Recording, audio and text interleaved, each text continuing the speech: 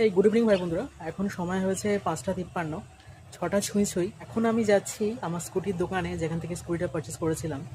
আর এখন যেটা প্রবলেম শুরু হয়েছে আবার নতুন করে, সেটা হচ্ছে আমার গাড়ির যে কন্ট্রোলারটা ছিল, বা চার্জার বলতে পারো, কন্ট্রোলার থেকে আরও ইজি হয়, বুঝতে সুবিধা হবে তোমাদের। সেটা হচ্ছে গাড়িটাকে যে চার্জার দিয়ে চার্জ করতাম, সেটা হয়ে গেছে খারাপ। তো কালকে অ্যাকচুয়ালি বুঝতে পারেনি, ভাই অফ করে দিয়েছিল। ওকে যখন জিজ্ঞাসা করলাম, বলে যে হ্যাঁ চার্জ হয়ে গেছে, আমি বন্ধ করে দিয়েছি, বাট ও আর দেখেনি, অটোমেটিকলি অফ হয়ে গেছে। আর অ্যাকচুয়ালি ওটা অন হচ্ছে না মিনস চার্জ নিচ্ছে না। তো কোনো একটা কিছু প্রবলেম হয়েছে, বাট এটা আমার রয়েছে ওয়ারেন্টির মধ্যে।